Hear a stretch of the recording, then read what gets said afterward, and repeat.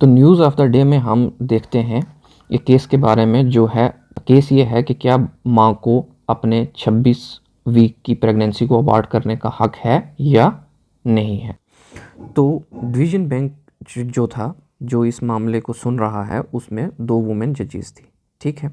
उनका ओपिनियन जो था वो अलग अलग था, एक का ओपिनियन अलग था, एक का ओपिनियन बिल्कुल अलग था, ठीक है, अनबॉर्न चाइल्ड को लेके, ठीक है।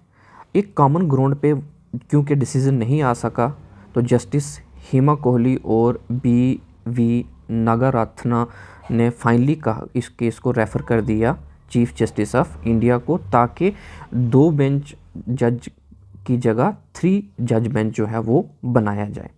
अब इस केस में औरत क्या कहती है, जो पेटिशनर है वो क्या कहती है, वो जो वुमेन है वो है, उसके ऑलरेडी 2 बच्चे हैं और उसका जो छोटा बच्चा है अभी वो 1 साल का ही है, ठीक है। और उसने ये एफिडेविट दिया है कि वो मेडिकली इस प्रेगनेंसी को टर्मिनेट करना चाहती है।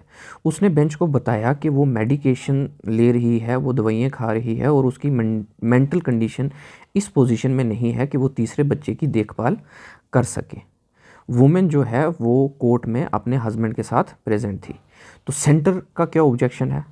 तो सेंटर की तरफ से एडिशनल सॉलिसिटर जनरल ने ये कहा, जो कि जिनका नाम था ऐश्वर्या भट्टी, कि वुमेन को कोई एब्सोल्यूट राइट नहीं होता अपने रिप्रोडक्टिव राइट्स को इस तरीके से इस्तेमाल करना अपने अनबॉर्न चाइल्ड को लेके।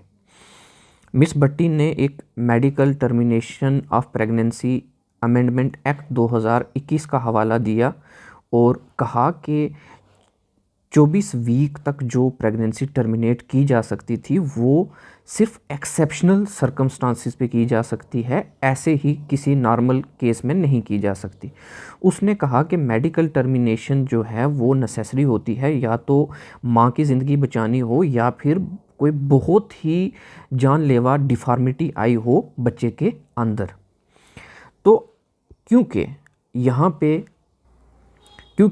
जो बच्चा है वो ठीक है, तो इसलिए रिलीफ जो है वो वन साइडेड नहीं दी जा सकती, यानी कि माँ को बच्चे को अबॉर्ट करने का हक नहीं दिया जा सकता। तो उसको बॉडली ऑटोनॉमी या इंटीग्रिटी के नाम पे एक्ट से बियॉन्ड उसकी ऑटोनॉमी नहीं जा सकती।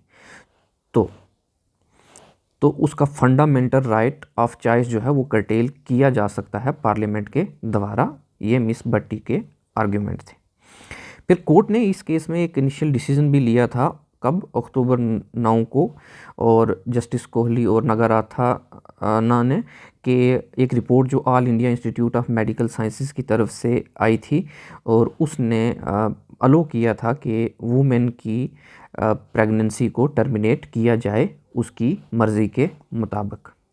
अब गवर्नमेंट की क्या अपील है? गवर्नमेंट ये कहती है कि सुप्रीम कोर्ट को में जो अभी जिस रिपोर्ट की बात की, उस रिपोर्ट में एक मेडिकल बोर्ड का एक मेंबर था, उसने अक्टूबर 10 को ईमेल किया था अबॉर्शन के अगेंस्ट, कि डॉक्टर का कहना है कि बच्चे को जीने का मौका देना चाहिए। और इसी तरीके से ये कहा जा सकता है कि एक कैटेगोरिकल ओपिनियन है कि ये बच्चा जो है इसको सर्वाइव होने के चांस हैं, ये मिस भट्टी ने कहा। फिर वुमेन्स लॉयर ने इन टर्न ये रिपोर्ट ये सबमिट की कि कोर्ट को माँ का पक्ष भी रखना चाहिए, सुनना चाहिए, उसको भी इम्पोर्टेंस देनी चाहिए। अब यहाँ पे लीगल और एथिकल डिवाइड हो गया। क्या? एक तो लीगल हो गया एक्ट से रिलेटेड और एथिकल हो गया मॉरल वैल्यूज़ पे। पहला कंसर्न ये है कि माँ का इंटरेस्ट फॉलो किया जाए, या वो जो बच्चा पैदा नहीं हुआ उसका राइट देखा जाए। तो पहला ये है कि चाइल्ड का इंटरेस्ट जो है वो सेकेंडरी है, मगर माँ की प्राइवेसी जो है वो थ्रेट के अंदर है, तो इसलिए वुमेन को राइट मिलना चाहिए, वुमेन के वकील ने कहा, ठीक है। और ये जो है लॉयर ने ये कहा कि वुमेन को ये फैसला लेना है कि वो बेबी को रखे या ना रखे।